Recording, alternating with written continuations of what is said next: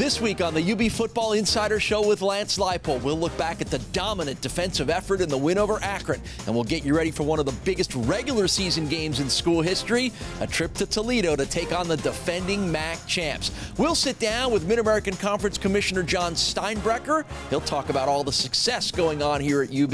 We'll have our Karuba collisions and our top 5 plays. It is an action-packed and loaded UB Football Insider.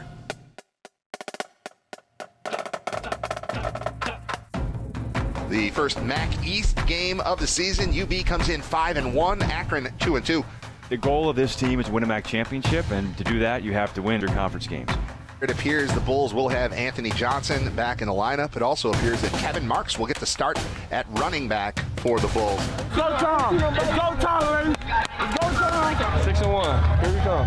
A victory gives the Bulls bowl eligibility on October 13th. A big opportunity here today. Twisting, fielded at the 30 and hit immediately. Andre Williams got drilled. Looking, now rolls to the right. Chase, fires to the end zone. Caught, touchdown!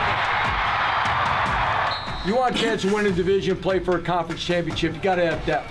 Rush coming, Nelson hit and sacked. Taylor Riggins. Shotgun snap, Tyree looking to the right. Hangs the ball up down the right sideline. Jump ball, AJ's got it. Welcome back, Anthony Johnson. AJ's back. Shotgun snap, handoff Patterson up the middle, driving, fighting, and scoring. And we're starting to see the depth that this football team really has. When you're getting chances in, we're stepping up. Escapability being shown here today by Tyree Jackson, keeping plays alive. Drops back in the pocket, pressured, hangs the ball up deep down the far side, gonna be intercepted. They're 6-1 for the first time since 1959. They're bowl eligible for the 4th time in school history. We going bowling. UB football, man. We ain't got it yet. We just getting started. We only got it. We only got it. We only got it. You are setting a new standard for UB football and what we're going to be about. And you should be proud of that. Here we go. Let's go. 1, 2, 3, 4.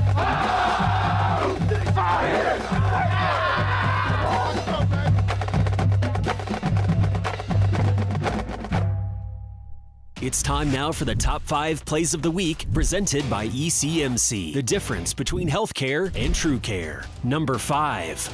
Wide to the right side, Tyree back in the pocket, rushed again, rolls to the right, now he hangs it up deep downfield, KJ is wide open, caught at the 30, a move at the 30 again, and down to the 27. I've never seen a wide receiver more open than KJ Osborne and was. he almost didn't catch it because he had to pick pull that it off the turf. Yeah. Number 4. Second down, Tyree to throw, looking, now rolls to the right, Chase fires to the end zone, caught, touchdown!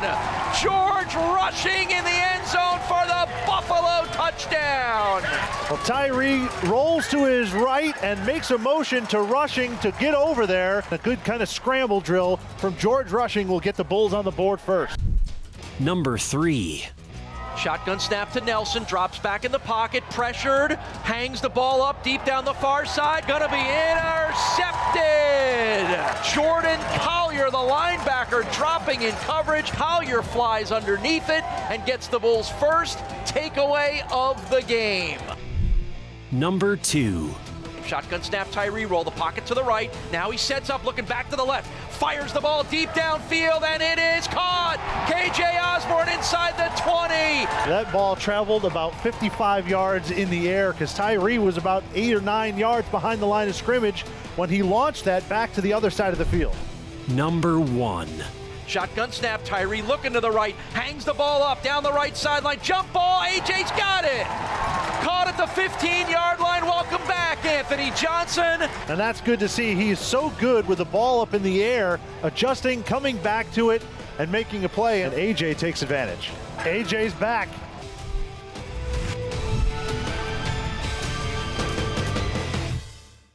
Well, Coach, congratulations on the best start in UB school history since 1959 and a 6-1 start, which makes you bowl eligible. I'm not sure how much attention you're paying to either of those tidbits because I know you're focused on getting win number 7 and finding the next best start in school history. Well, maybe a couple seconds or a few hours as we go along, but as you alluded to, you have to get ready for the next one. I'm happy for our players to reach that point, but we know we got a big challenge as we head to Toledo. Do we think that was the reason why you got your first ice Gatorade bath as UB head coach?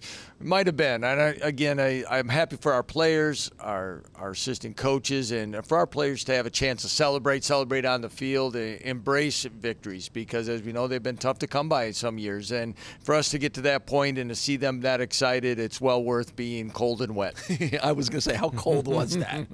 It was pretty cold. I bet. All right, the 24-6 win over Akron once again was another kind of victory that showed your team's ability to win in different ways. We talked about this last week.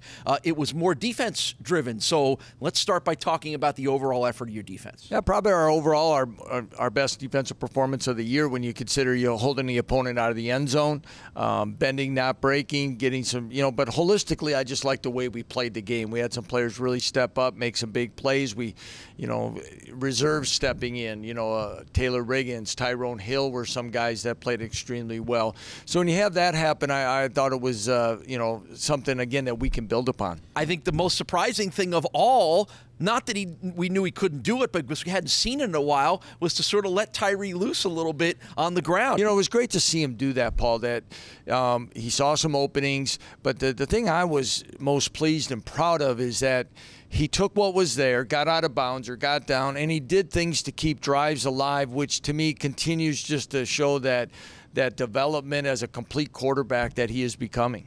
You get Anthony Johnson back, not fully, but mostly, and even in limited action, only 2 catches, but they were big catches, and I would think they changed the way Akron had to play defense when they knew 83 was out there. Did you notice a significant change because of it? Well, we saw some change. It was great just to have him on the field. He's worked hard, as we said, to try to get himself back out there. We put a repetition, game snap, really limit on him. And then you kind of go through a game and does it happen? And he was right below it, so we played him about as much as we intended to. Again, not playing for a few weeks, whether it be conditioning or just extra work on the leg, we didn't want to do. So to have him out there, make a few catches, again, his impact is so big in our offense. A couple of things have jumped out when you look at all 7 games. Your defense has now moved to #1 in the MAC. I don't remember the last time that's happened around here, and we've spent so much time focused on your offense, which is pretty good too. But maybe talk a little bit about what that means to Brian Borland and the rest of the defensive guys. Well, I think it talks about the progress they've made. I think we've talked so much about it, and college football, especially today, is based on offense and explosive plays and different things like that, and that's what gets people excited. But you're really, if you're going to have a chance to win a championship, you got to be excellent on defense. And I think our guys have played with great confidence. They're flying around the field. We talked about the amount of depth and different guys stepping up, and that's what I'm most pleased about, is we can continue to rotate players and not have a drop off, and then hopefully they'll give us a chance as we go down the second half of the season. Yeah, and now in the top 15 in the country in pass defense as part of a subset to all the good things that are happening overall on the defense. Defense going to be tested this coming week against Toledo. We'll talk with Coach about that coming up next. Coming up on UB Football Insider, Coach Lance Leipold previews the Bulls matchup with Toledo. And we sit down with Mid-American Conference Commissioner John Steinbrecher. That's all next on UB Football Insider.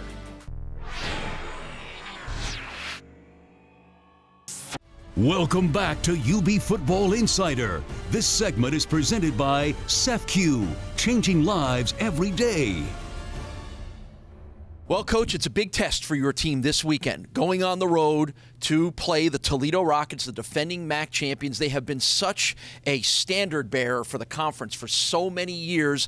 Is there part of this game that goes beyond wanting to beat them, but sort of wanting to take the crown away a little bit? I don't know about taking the crown away. They are the defending champs, and they earned that last year. I think one of the things that we look at is trying to build a program consistency for the long haul for many years to come, and we've talked about that, Paul. And you look at it, there's probably not a program in our conference or one of them that have done it that way for a long time. And so to go to their place to play the defending champs and a program that's had high success, I think it's a great time for her to measure where we're at. Yeah, well, Jason Candle is the outstanding head coach of the Toledo Rockets, and at MAC Media Day over the summer, I had a chance to ask Coach Candle about this matchup when we had a feeling it was going to be one of the games of the year in the Mid-American Conference. And listen to Coach's answer. He wasn't far off on this game. Well, I think as I look at the schedule, I wouldn't be shocked if Buffalo was undefeated coming to Toledo at that time. The non-conference schedule are winnable games,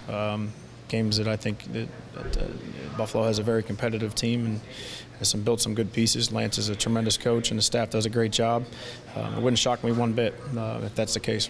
Coach, was it ever a point in the offseason when you looked at this game against Toledo and sort of said to yourself, they're good, I know my team is going to be good, this may be a really fun matchup? Well, I think as the way we have operated for a long time, it's probably more in the present and making sure we get to a certain point that you play meaningful games. Do you hope you're building your program and it's progressing in such a direction that you have an opportunity like we have this week? Yes.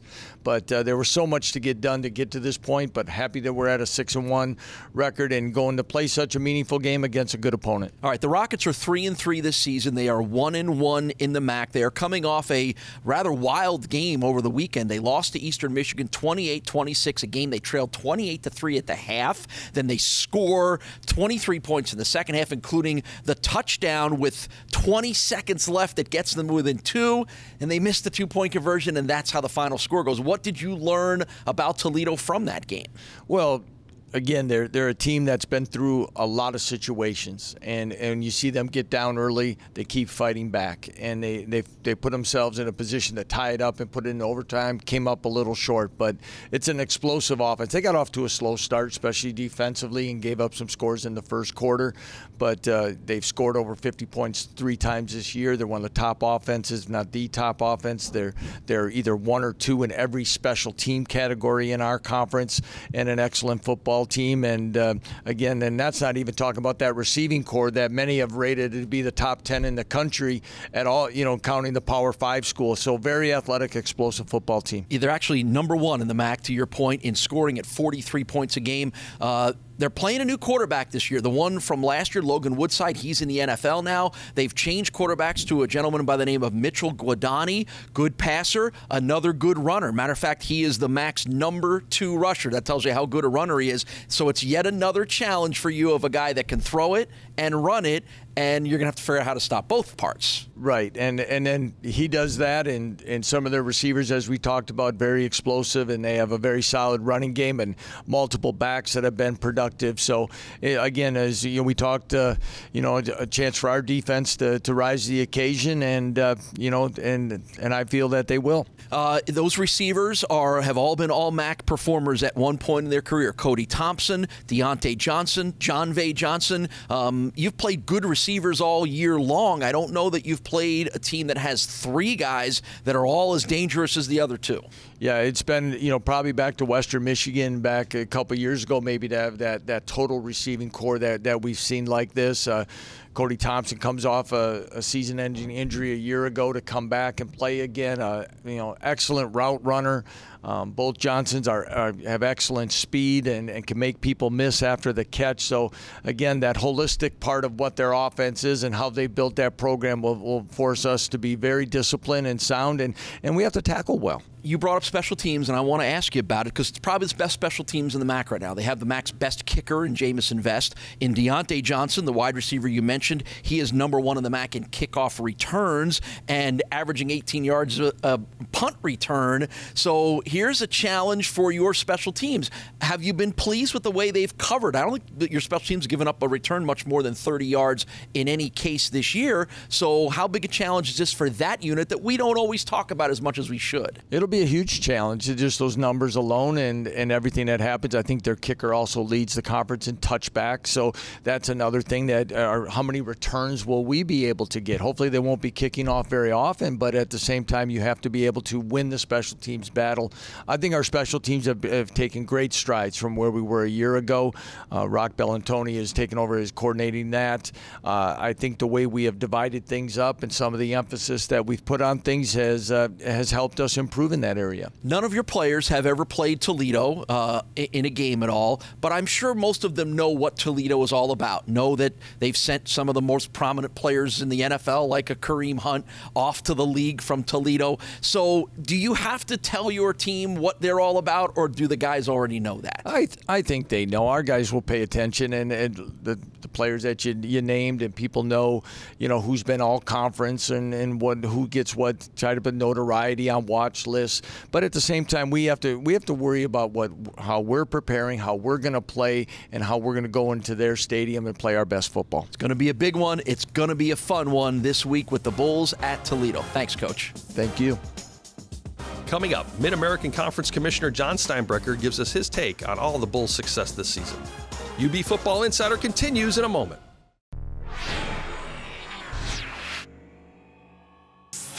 Welcome back to UB Football Insider. This segment is presented by Town BMW, the official auto partner of UB Athletics.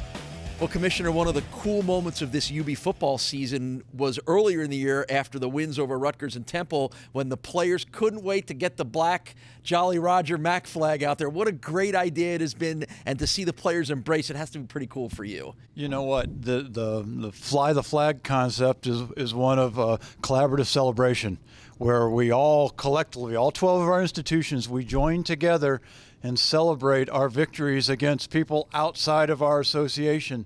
And I enjoy doing it. I enjoy watching our fans and student athletes and students rally around that, and I look forward to us continuing that tradition. Yeah. What's been your take on all the excitement that is going on here with this historic start to the football season? How about that? What a great thing to see. And it's a credit to a lot of things. One, Coach Leopold and the staff he's put together, and the step-by-step process they've gone through, and the patience of the administration and the fans to hang in there with it. It appears to me on the outside looking in that they're building something to last, and you don't do that overnight.